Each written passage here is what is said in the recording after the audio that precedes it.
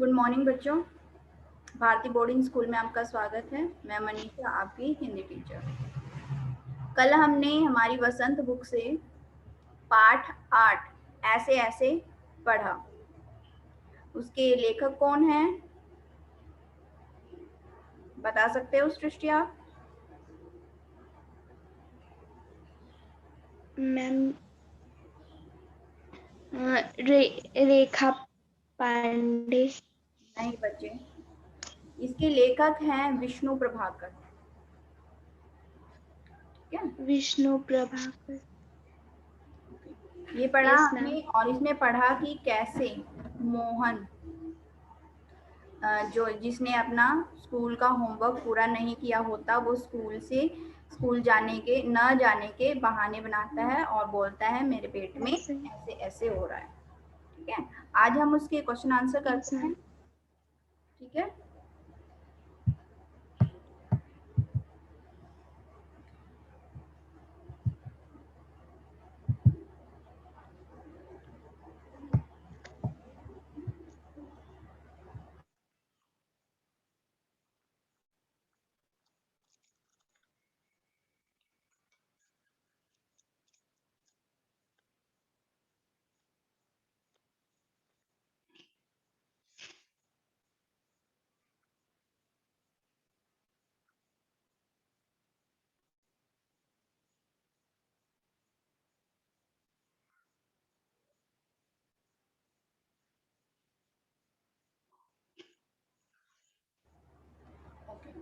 हमारा पहला प्रश्न है, सड़क के किनारे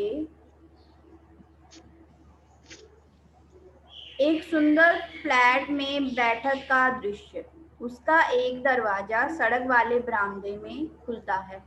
उस पर एक फोन रखा है। इस बैठक की पूरी तस्वीर बनाओ। ठीक है, ये जो जब नाटक हमारा शुरू हुआ था तो हमने पढ़ा था ना, ये सीन था वहां पर, है ना? पढ़ा था ना हमने, ये ऐसा सीन था कि सड़क के किनारे पर एक फ्लैट था, उसका एक दरवाजा सड़क की ओर खुल रहा था, एक अंदर की तरफ और एक रसोई घर में खुल रहा था, है ना?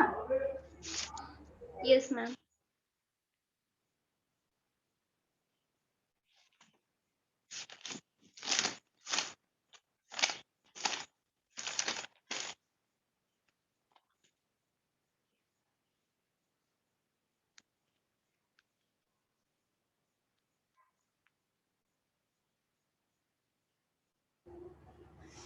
इसकी पूरी तस्वीर बनानी है। ठीक है, तो इसके उत्तर में क्या लिखेंगे हम? फर्श पर एक कालीन बिछा है, एक तरफ सोफा रखा है, उसके सामने एक छोटी और डिजाइनदार मेज रखी है जिस पर फूलदान और अखबार और अन्य पत्रिकाएं रखी हुई हैं। सामने दीवार पर टेलीविजन लगा है, कोने में एक छोटी मेज है जिस पर एक टेलीफोन रखा है। कमरे की खिड़कियों और दरवाजे पर पर्दा लगा हुआ है। ठीक है, ये पूरा हमने अपनी इमेजिनेशन से उस कमरे की तस्वीर बना दी है कि फर्श पर एक कालीन बिछा हुआ है, एक साइड सोफा है उसके, और दूसरी ओर उसके एक डिजाइनदार मेज रखी हुई है जिस पर फूलदान और अखबार है और दूसरी मैगजीन या पत्रिकाएं रखी हुई हैं। दीवार पर टीवी लगा हुआ है, कोने में एक मेज है छोटी सी जिस पर फोन रखा है। ठीक है, और जो कमरे के खिड़की दरवाजे हैं उन पर पर्दे लगे हुए हैं। ठीक है सृष्टि? Yes ma'am. समझ आया? ये हमने यस उस मैम। पूरे कमरे की तस्वीर बनाई है। सेकंड क्वेश्चन है, मोहन के ऐसे ऐसे कहने माँ मोहन के ऐसे ऐसे कहने पर क्यों घबरा रही थी? बताइए।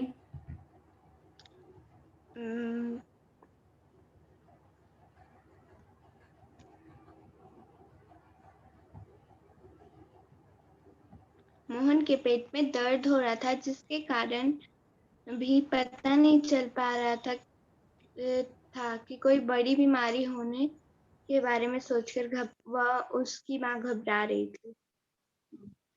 कि मोहन ने बताया था कि उसके पेट में दर्द हो रहा है, लेकिन वो ठीक से कुछ भी नहीं बता पा रहा था कि कैसे दर्द हो रहा है। वो सिर्फ क्या बोल रहा था कि पेट में ऐसे ऐसे हो रहा है, ठीक है, उसका कारण भी नहीं पता था। इसीलिए उसकी माँ घबरा रही थी कि कहीं इसको कोई बड़ी बीमारी ना हो गई हो, इसलिए मोहन की माँ घबरा रही थी। ठीक है। Yes ma'am.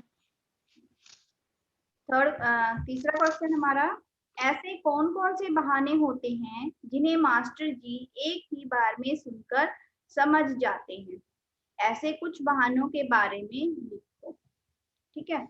जब कभी बच्चे अपना स्कूल का काम पूरा नहीं करते तो वो कुछ बहाने बनाते हैं, है ना। फिर जो हमारे टीचर होते हैं, हमारे अध्यापक होते हैं, वो उनको सुनकर ही एक बार में ही समझ जाते हैं कि जो बच्चे हैं वो बहाने बना रहे हैं। ठीक है, आपने भी कभी बहाने बनाए होंगे ना। तो ऐसे ही हमें कुछ बहानों के बारे में लिखना है जिन्हें सुनकर अध्यापक समझ जाते हैं कि सामने वाला बच्चा बहाना बना रहा है। बताओ, आपने कभी बनाया होगा बहाना?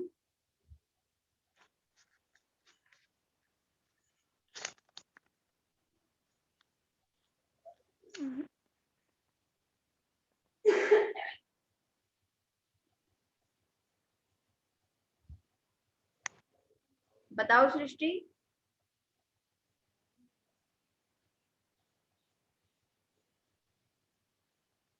सृष्टि, आपको आवाज आ रही है मेरी? Yes ma'am. बताइए फिर बताइए। आप अपने अनुभव, जिन्हें कभी आपने भी तो बनाया होगा ना बहाना। कभी जब आपने होमवर्क पूरा नहीं किया होगा तो अपनी टीचर को कुछ तो बोला होगा ना आपने, और फिर टीचर समझ गई होगी कि हाँ सृष्टि तो बहाना बना रही है।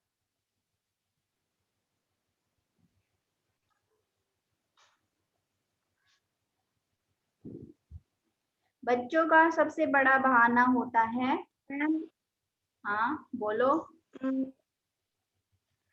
मेर, मेरा मेरा होमवर्क मेरा पेट डॉगी खा गया, ऐसा कुछ। ऐसा। और बच्चों का सबसे फेवरेट बहाना होता है कि मैंने अपना होमवर्क तो किया है लेकिन मेरी कॉपी घर रह गई है ना। ऐसे करते हैं ना, सब बच्चे ऐसे ही करते हैं जो होमवर्क पूरा नहीं करते, कि होमवर्क तो मैंने किया है लेकिन मैं कॉपी घर भूल आया हूँ। और क्या होता है? सर में दर्द, पेट में दर्द, चक्कर आ रहा है, होमवर्क की कॉपी घर पर भूलना, ये सारे बहाने बनाते हैं बच्चे, बनाते हैं ना, है ना सृष्टि?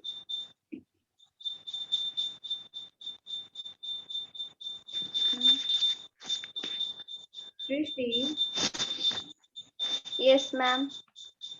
बच्चे म्यूट कीजिए फिर से। ओके। अब आगे आता है भाषा की बात।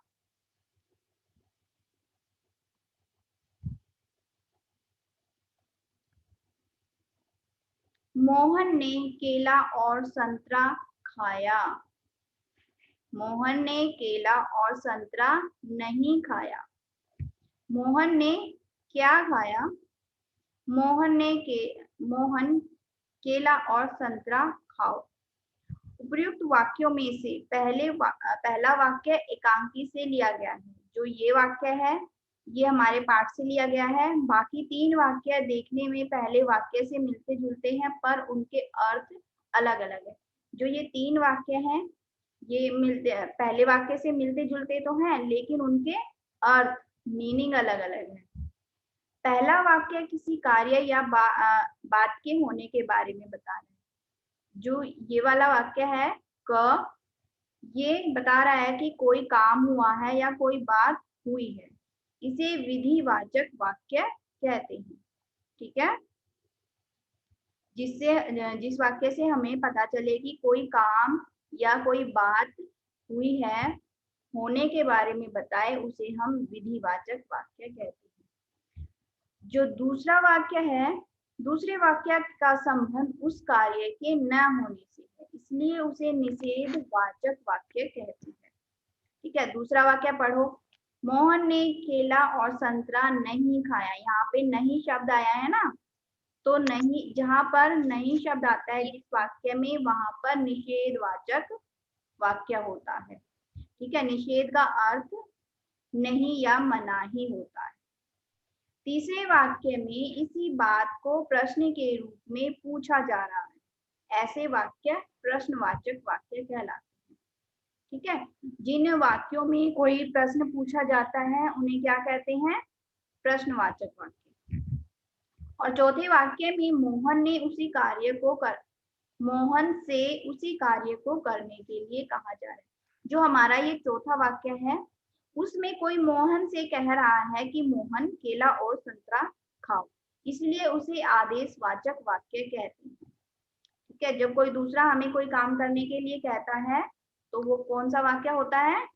आदेशवाचक। ठीक है, अगले पृष्ठ पर एक वाक्य दिया गया है, इसके बाकी 3 गुण तुम सोचकर लिखो। बताना, रूथ ने कपड़े अलमारी में रखे। ठीक है, वाक्य है हमारा ये, रूथ ने कपड़े अलमारी में रखे। ये किसी ने बात बताई गई है। यहाँ पर कौन सा वाक्य है? ये कौन सा वाक्य है? अभी पढ़ा था हमने, विधिवाचक वाक्य। विधिवाचक।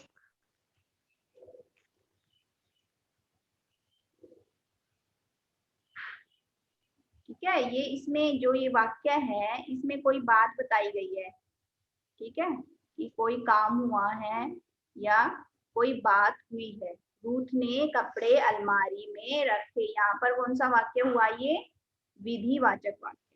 ठीक है, अब इस वाक्य को हमने नहीं या मना करना उसमें लिखना है, निषेधवाचक वाक्य में लिखना है। कैसे लिखेंगे?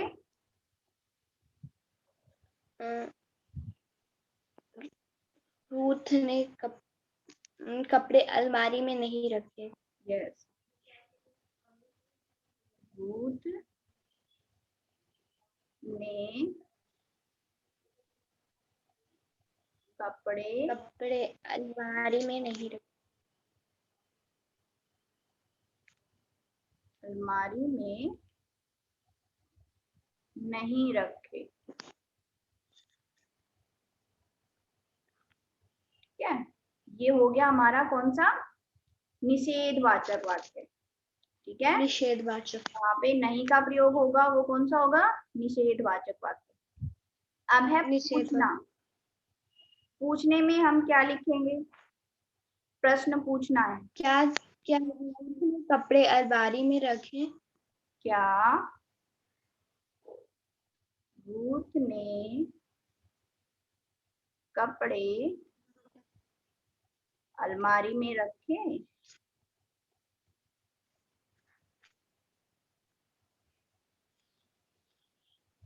और वाक्य के अंत में क्या आएगा? प्रश्नवाचक चिन्ह। ठीक है, यहाँ पे कोई प्रश्न पूछा जाता है, वहां पे वाक्य के अंत में प्रश्नवाचक चिन्ह आता है। ठीक है, ये कौन सा हो गया हमारा? प्रश्नवाचक वाक्य। ठीक है, अब आदेश देना। आदेशवाचक वाक्य में हम कैसे लिखेंगे? रूथ जाकर कपड़े अलमारी में रखो। रूथ कपड़े अलमारी में रखो। रूथ कपड़े अलमारी में रखो। ठीक है, ये कौन सा वाक्य हो गया? आदेशवाचक, क्योंकि किसी ने रूथ को आदेश दिया है कपड़े अलमारी में रखने के लिए। ठीक है, यस मैम। आगे चलते हैं।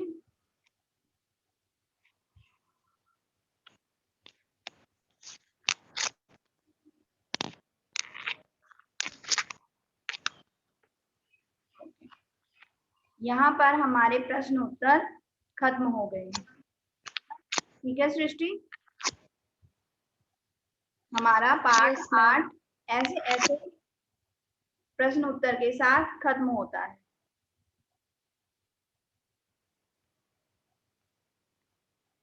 ओके।